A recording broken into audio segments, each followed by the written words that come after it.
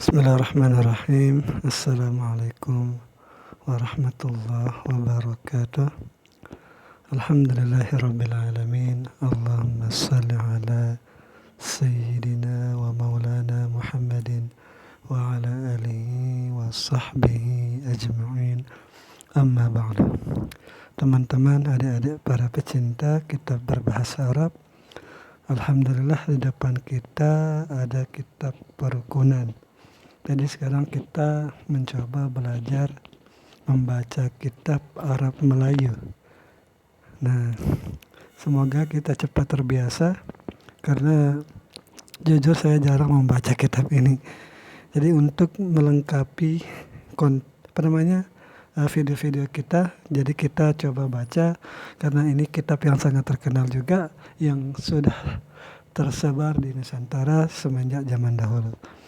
Jadi inilah kitab yang bernama Perukunan, karangan bagi Al-Alim Al-Allamah Mufti Jamaluddin Ibnu Almarhum Al-Alim Al-Fadil Syekh Muhammad Arsyad Mufti Banjar. Ghafarallahu ta'ala lahuma wa li jami'il muslimin, amin. Jadi ini campuran, ada yang berbahasa Arab, ada yang berbahasa Melayu. Jadi kitab ini berisi tentang ilmu fikih atau ilmu fikih atau ini. Soalnya campuran lah, bagaimana tata cara sholat, rukun-rukun Islam, dan mungkin ini dasar-dasar agama Islam lah, campuran ini antara fikih dan tauhid juga ada. Nah, jadi sebelum kita masuk ke isinya, kita lihat dulu biografi dari pengarang ini.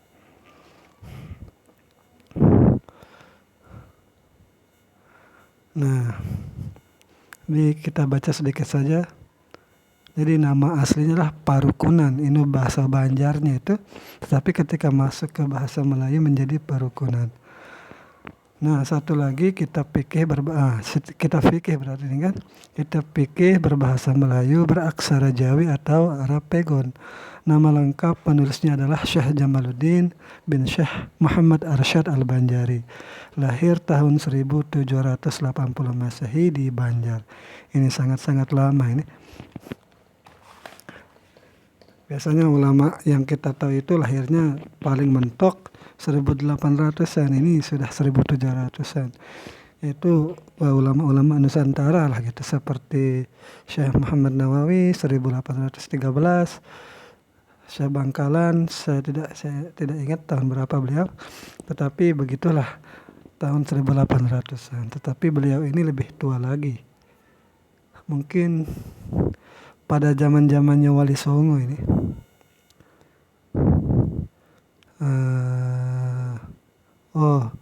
Yang jelas ini Belanda sudah ada di Indonesia ini. Jadi beliau lahir di Banjar, Kalimantan Selatan. Ibunya bernama Gohuat Nyo, berarti orang Cina mungkin ini. Akrab dipanggil Tuan Gat, etnis Cina yang diislamkan oleh Syekh Arsyad Al-Banjari kemudian dinikahi. Dengan demikian penulis adalah anak Syekh Arsyad Al-Banjari, penulis kitab Sabilul Muhtadin. Berarti ini adalah anaknya lah. Jadi ini di halaman pengantar khutbah Alkitab, Syekh Jamaluddin Al-Banjari menulis kitab ini ditulis sebagai upaya untuk membantu umat Islam yang telah memasuki usia akil balik dalam memahami makna dua kalimat syahadat, rukun Islam, rukun iman, bersungguh-sungguh mengamalkannya untuk mengenal dan yakin kepada Allah mengenai utusan-utusannya, supaya menjadi umat Nabi Muhammad yang sebenar-benarnya sehingga masuk surga dan terlepas dari kekalnya api neraka. Nah, mungkin ini saja kita perkenalan tentang kitab ini, pengarangnya. Jadi mohon maaf nanti jika terdapat kesalahan bacaan, semoga bisa diluruskan oleh teman-teman karena kita sama-sama belajar. Nah, jadi langsung saja, bismillahirrahmanirrahim. Qala al-musannif rahimahullah, nafa'ana Allah ta'ala bi'ulumihi fid darain, amin ya rabbal alamin. Alhamdulillahi rabbil alamin, wassalatu wassalamu ala sayyidina Muhammadin wa ala alihi wa sahbihi ajma'in. Ya, jadi mengingat apa yang dikatakan Syekh Nawawi di apa namanya di kitab Madarijus Su'ud itu menggabungkan sholawat dengan satu huruf jar ala itu bentuk dari su'ul adab. Tetapi ini saya bukan mengkritik pengarang ini, saya hanya apa namanya mengamalkan lah gitu. Nah, jadi di sini kan alanya cuma satu nih, ala sayyidina Muhammadin wa alihi washabihi ajma'in. Nah, artinya kumulai dengan nama Allah Ta'ala yang maha murah pada memberi rezeki akan hambanya yang Islam dan yang kafir di dalam dunia, lagi yang amat mengasihani segala hambanya yang mukmin. Nah, jadi mohon maaf nanti ada mungkin bahasa-bahasa Melayu yang tidak saya kenal mungkin kata-katanya karena ini sangat jarang dibaca apalagi zaman sekarang ini. Nah, jadi Allah itu mengasihi segala hambanya yang mukmin di dalam akhirat. Segala puji-pujian bagi Allah Ta'ala, Tuhan sekalian alam. Dan rahmat Allah dan salam Allah atas penghulu kami Nabi Muhammad dan utusan keluarganya dan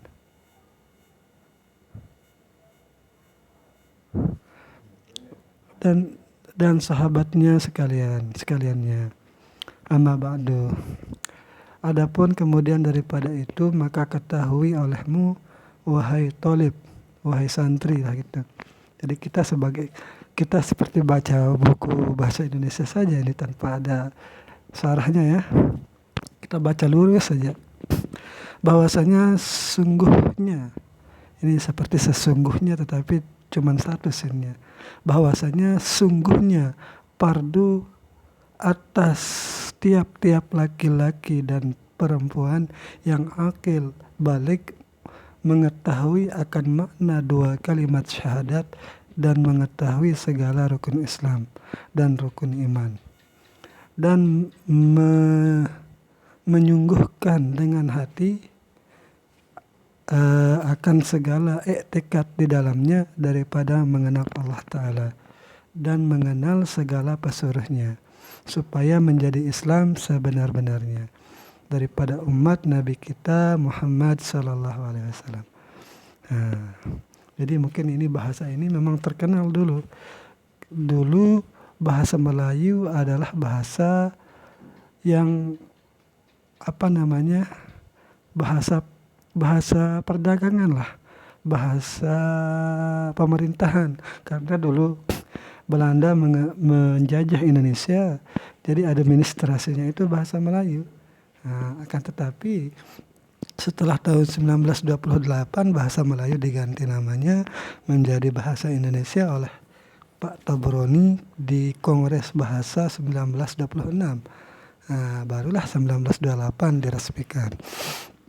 Jadi ini agak Melayu yang klasik lah, jadi kan mungkin agak sedikit berbeda dengan bahasa Indonesia. Nah, dan masuk surga agar kita menjadi umat sebenar-benarnya Nabi Muhammad SAW dan bisa masuk surga. Dan lepas daripada itu, nah ini bukan ciri-ciri bahasa Indonesia. Selepas daripada itu mungkin bukan lepas ya. Lepas daripada kekal di dalam api neraka. Nah, bermula segala rukun Islam itu ada 5 perkara. Pertama, mengucap dengan lidah dan menyungguhkan dengan hati akan kata-kata atau lafaz asyhadu an la ilaha illallah.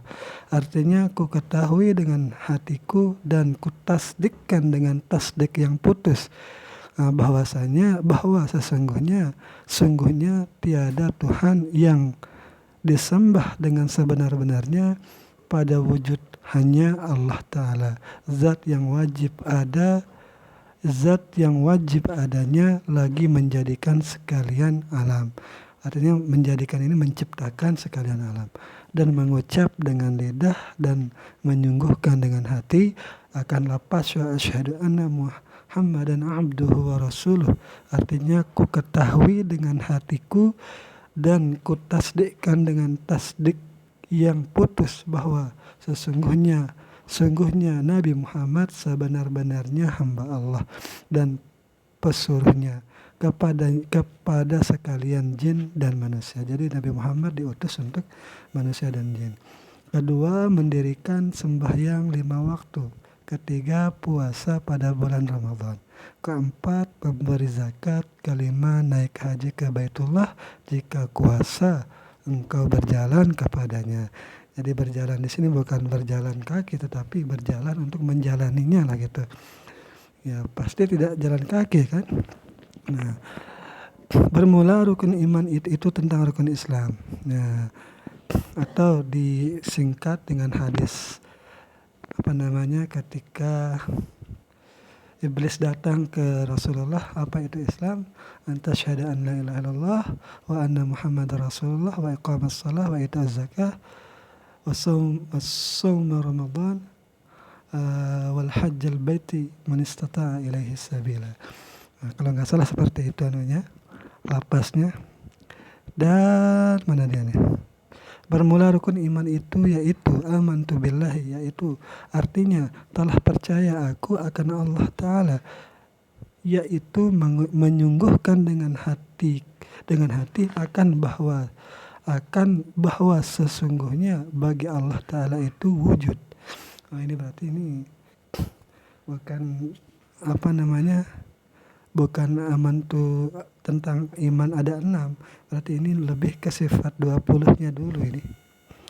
Nah, wujud, apa arti wujud? Artinya ada zatnya, ia jiwa yang, berarti di sini musannifnya mengatakan bahwa Allah itu punya jiwa, gitu kan, jiwa yang menjadikan atau menciptakan. Mungkin ini bentuk dari kekurangan bahasa lah, gitu kan. Jadi zatnya yang menjadikan, yang menciptakan. Dan qidam, dan Allah itu kedua qidam, artinya sedia. Dan baqa artinya kekal. Dan mukhalafatuhu lil hawadis, artinya bersalahan Allah Ta'ala dengan segala yang baharu.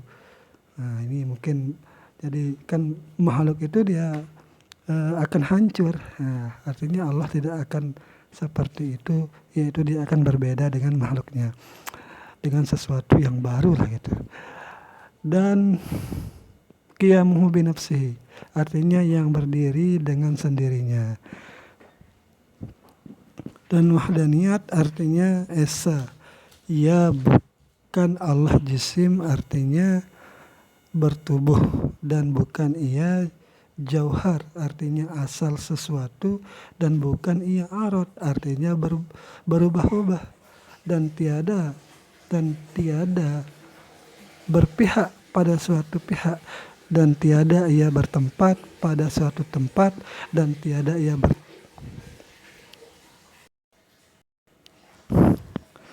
dan tiada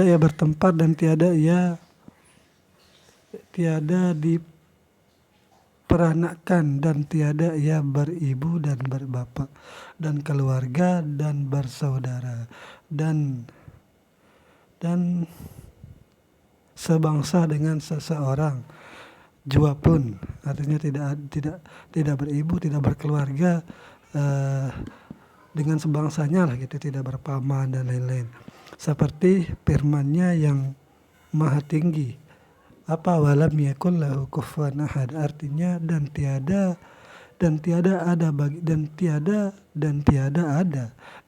ada baginya sebangsa dengan seorang jua pun, dan tiada ia bersuka-suka dan berbahagia, dan bahwa bagi Allah Ta'ala itu hayat.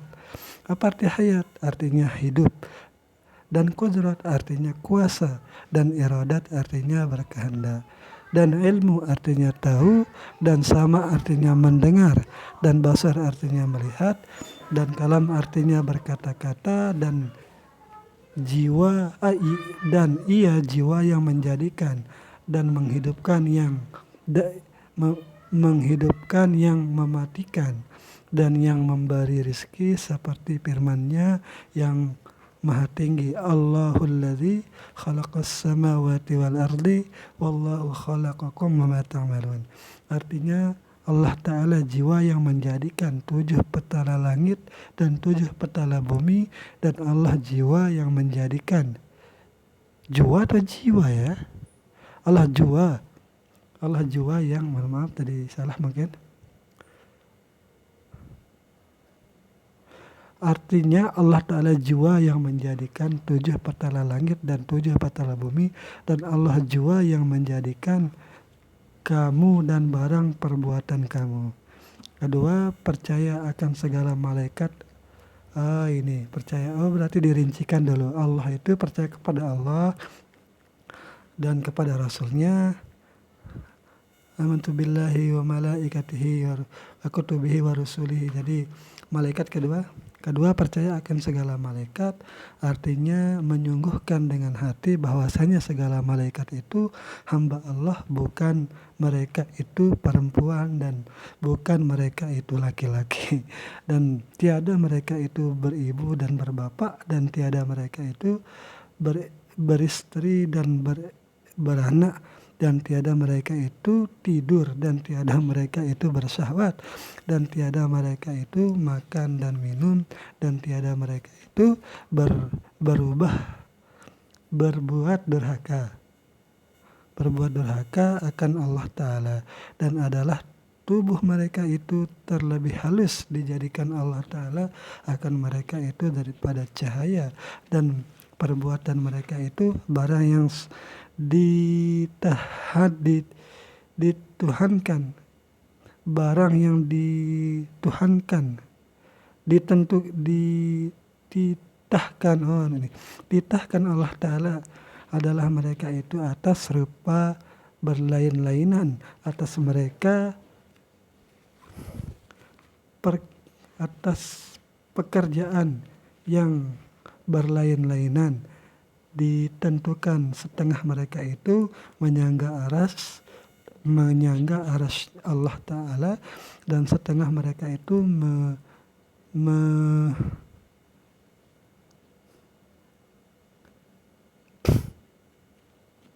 apa katanya ini,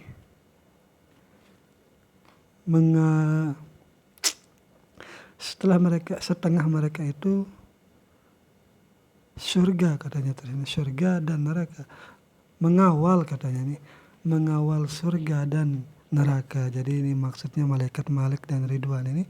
Dan setengah mereka itu ruku, dan setengah mereka itu sujud akan dia, dan setengah mengucapkan tasbih, dan setengah mengucapkan tahlil, dan setengah mengucapkan takbir, dan setengah mengucapkan istighfar, dan barang apa katanya, dan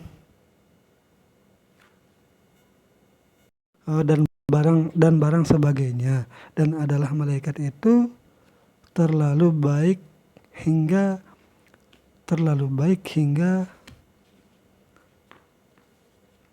pahala 7 petala langit, pahala atau apa katanya nih, pahala 7 petala langit daripada kebajikan mereka itu tiada siapa yang mengetahui banyaknya malaikat Allah Ta'ala. Dan yang pilihan daripada mereka itu, maksudnya malaikat terbaik lah itu, dan penghulunya ada 4 orang dianggap orang di sini. Katanya tadi bukan manusia, tidak beranak, tidak beribu, tapi di sini disebut orang juga, yaitu Jibril, Mikail, Israfil, dan Israel. Nah, jadi Jibril itu pekerjaannya menyampaikan wahyu, dan Mikail itu perkaranya itu menentukan hujan dan rezeki segala hamba Allah, dan Israfil meniup sangkakala, dan Israel itu yaitu pekerjaannya mengambil nyawa segala yang bernyawa. Allah Subhanahu wa Ta'ala. Mohon maaf bila terdapat banyak kesalahan, soalnya ini perdana kita baca nih. Semoga ada manfaatnya. Sekian, wassalamualaikum warahmatullahi wabarakatuh. Nah, nanti syahdan gitu kan. Nah.